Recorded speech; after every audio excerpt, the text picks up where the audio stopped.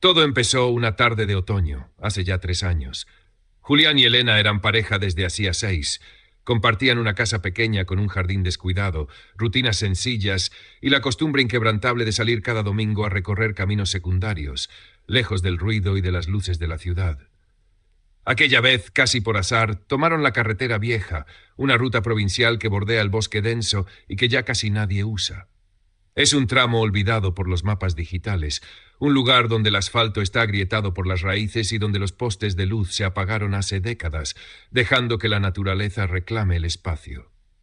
A la altura del kilómetro 47, Elena le pidió que se detuviera. No lo hizo de golpe. Llevaba varios kilómetros en silencio, con la mirada fija en la espesura de los árboles, respirando de manera acompasada. Dijo que quería caminar un poco, estirar las piernas, respirar el aire fresco antes de que cayera la noche. El lugar era desolador, una pequeña zona de descanso abandonada, con un banco de cemento carcomido por el musgo y un cartel de metal oxidado cuyo texto ya nadie podía leer. Julián, confiado en la cotidianidad de sus costumbres, se quedó en el asiento del conductor, revisando el mapa en una vieja libreta de papel para planificar el regreso. Ella se bajó del coche, entornó la puerta y caminó hacia el borde del bosque, dejando caer una última frase flotando en el aire. «Vuelvo en 5 minutos». Nunca regresó. Julián esperó primero 10 minutos, sumergido en el silencio del habitáculo. Luego miró el reloj y vio que había pasado media hora. Después, 1 hora entera. El sol comenzó a ocultarse detrás de las copas de los árboles, tiñendo el cielo de un tono violeta y gélido. Salió del coche. Llamó su nombre, primero con calma, luego con una vibración de pánico en la garganta. Se adentró unos metros entre la maleza, pisando las hojas secas, gritando hasta quedarse sin voz, pero el bosque parecía tragarse el sonido. No había huellas de pisadas en la tierra húmeda, ni ropa enganchada en las espinas, ni el menor rastro de un forcejeo. La nada más absoluta. Desesperado, Julián corrió de vuelta al coche y condujo cuesta arriba. Tardó casi 20 minutos en conseguir una sola barra de señal de celular en la cima de una colina cercana para avisar a las autoridades. Durante los 6 meses siguientes, su vida se transformó en un despliegue burocrático de dolor. Hubo batidas de búsqueda con perros rastreadores, interrogatorios policiales a los pocos lugareños, rastreos en hospitales y análisis forenses del terreno. No encontraron una sola pista.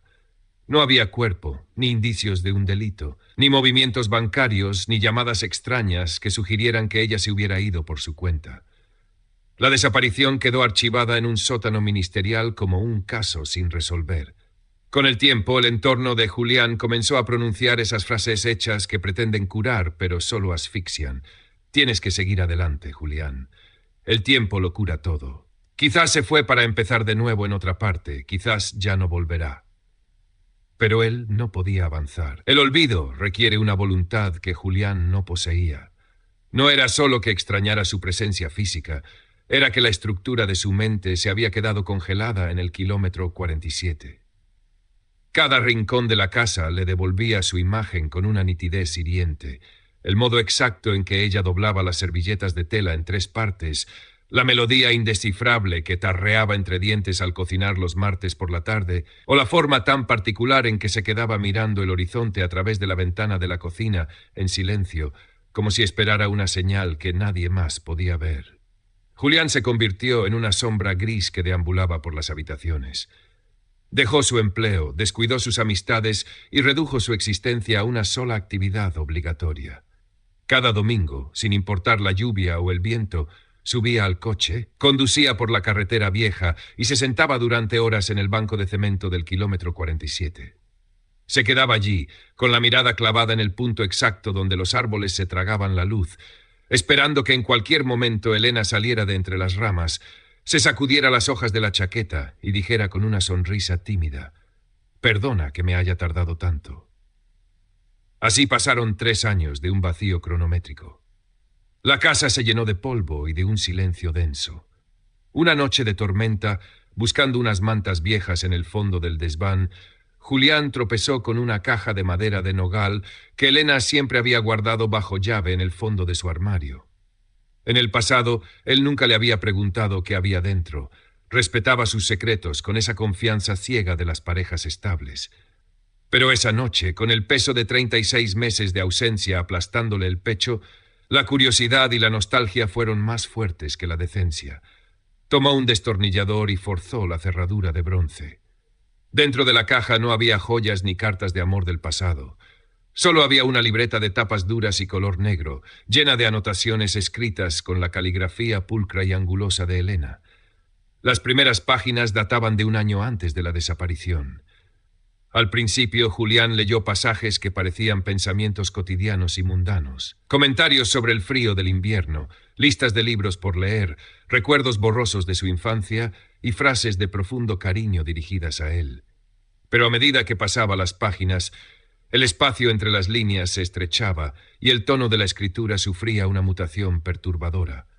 Las palabras se volvían erráticas, más oscuras, como si hubieran sido trazadas bajo el influjo de una fiebre silenciosa. En una página escrita en primavera, leyó: «Hay un zumbido que no me deja dormir. No viene de los electrodomésticos ni de la calle. Es una frecuencia muy baja que vibra en mis dientes. Al principio creía que era cansancio, pero hoy me he dado cuenta de que el sonido se intensifica cuando nos acercamos a la carretera vieja. Hay algo que me sigue desde hace tiempo, Julián. No es una persona, ni un animal, ni un espíritu. Es como si el tiempo mismo me llamara desde el bosque, como una marea que sube despacio y me tira de los tobillos hacia un lugar donde todo queda quieto, donde no hay pasado ni futuro, solo el peso estático de lo que fuimos». Julián pasó la página con los dedos temblorosos.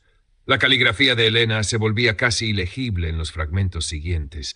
Los trazos eran nerviosos, desesperados. «Sé que esto te asustará si llegas a leerlo, pero ya no puedo luchar contra la corriente. No es que quiera irme de tu lado, mi amor. Dios sabe que te amo más que a mi propia vida. Es que mi cuerpo ya no me pertenece del todo. Siento que me estoy deshilachando. Ayer, mientras me lavaba las manos, miré el espejo y tardé 3 segundos en reconocer mis propios ojos. Cada vez que pasamos cerca del kilómetro 47, siento que mi masa corporal se hace más ligera, que mis pasos pesan menos en la tierra, como si el mundo real estuviera perdiendo el agarre sobre mí. El aire aquí me raspa, pero el aire de allí abajo parece llamarme como un refugio». Y finalmente, en la última página de la libreta, fechada apenas 3 días antes de aquella fatídica tarde de otoño, Julián encontró el texto que le heló la sangre y le rompió el corazón en 1000 pedazos imposibles de reconstruir. El párrafo final decía: «Mañana te pediré que pares el coche. Sé que lo harás porque siempre me cuidas. En el kilómetro 47 hay una grieta, una puerta invisible que solo se abre para quienes, por alguna razón que no comprendo, ya no encajamos en el engranaje del mundo de los vivos. No es la muerte, Julián. No llores. No es un suicidio, ni una huida, ni un engaño. Es un lugar de pura memoria. Un espacio donde el tiempo se detiene y donde yo sigo siendo yo, entera, pero desde donde es físicamente imposible cruzar de regreso. La física de este lado no funciona allí. Cuando me veas caminar hacia los árboles, te ruego que no me llames, que no grites mi nombre y que no entres a buscarme, porque si rompes el silencio, la puerta se cerrará mal y solo encontrarás un vacío hostil. Déjame irme despacio. Lo más terrible de todo esto es que, aunque ahora sepas la verdad, seguirás extrañándome con la misma fuerza destructiva. El amor es una energía terca que no entiende de dimensiones, ni de puertas, ni de realidades alternativas. Yo estaré siempre aquí, atrapada en el reverso de tu recuerdo, pero tus manos nunca más podrán volver a tocar mi piel. Cuídate, Julián. Aprende a respirar el aire que a mí ya no me pertenece». La libreta cayó de las manos de Julián, golpeando el suelo del desván con un sonido sordo. Se quedó inmóvil, escuchando el golpeteo de la lluvia contra las tejas. Por fin tenía la respuesta que la policía, los perros y los carteles de búsqueda no habían podido darle en 3 años. No había sido un monstruo humano, ni un secuestro al azar, ni una traición romántica. Elena no lo había abandonado por voluntad propia. Había sido absorbida por una anomalía de la realidad, un sumidero existencial que la mantenía suspendida en una dimensión de pura nostalgia. A partir de esa noche, el dolor de Julián cambió de forma. Ya no era la angustia ciega de la ignorancia, sino la desesperación lúcida de la certeza. El domingo siguiente regresó al kilómetro 47, pero ya no llevaba el mapa ni miraba el reloj. Se sentó en el banco de cemento bajo una niebla espesa que bajaba de las montañas, cubriendo la carretera como un sudario. Y entonces ocurrió. A través del velo gris de la bruma, justo en el límite donde los árboles se volvían opacos, Julián vio una silueta. Su corazón dio un vuelco violento. Era ella. Llevaba la misma chaqueta de lana verde de la tarde en que desapareció. Estaba parada, mirándolo fijamente. Julián se levantó del banco, con las lágrimas rodando por sus mejillas, y dio un paso hacia el frente. Pudo ver su rostro con claridad. Elena mantenía sus facciones perfectas, pero sus ojos reflejaban una tristeza infinita, una melancolía que no pertenecía a este plano temporal. Ella levantó la mano derecha muy despacio, con un movimiento grácil y flotante, y le hizo una señal de despedida, moviendo los dedos en el aire. «Elena», surgió de la boca de Julián, olvidando por un segundo la advertencia de la libreta. Dio 2 pasos desesperados hacia adelante, extendiendo los brazos para romper la distancia. Pero en el instante en que su pie cruzó la línea invisible que separaba el asfalto de la maleza, la silueta de Elena se distorsionó, como el reflejo de un estanque al que le arrojan una piedra. Se desvaneció entre la bruma en un pestañeo, dejando tras de sí únicamente el eco del viento entre las ramas, el silencio absoluto de la carretera vieja y el olor penetrante a tierra mojada y hojas descompuestas.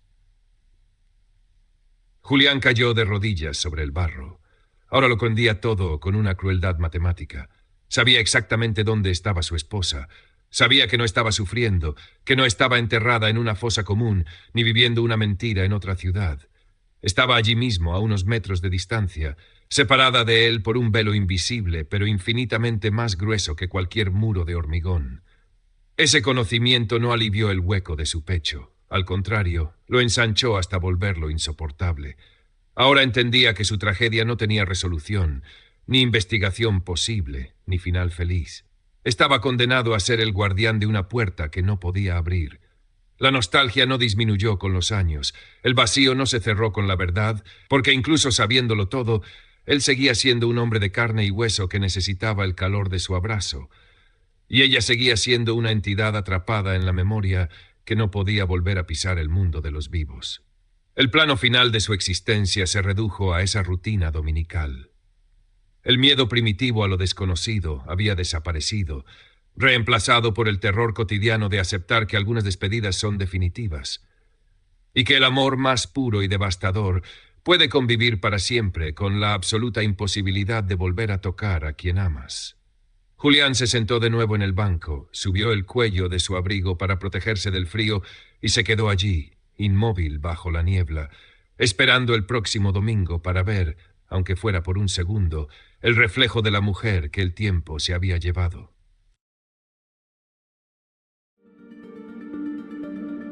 Este es el misterio que no me deja dormir. Ahora tú, cuéntame en los comentarios. ¿Qué te da insomnio? Buenas noches.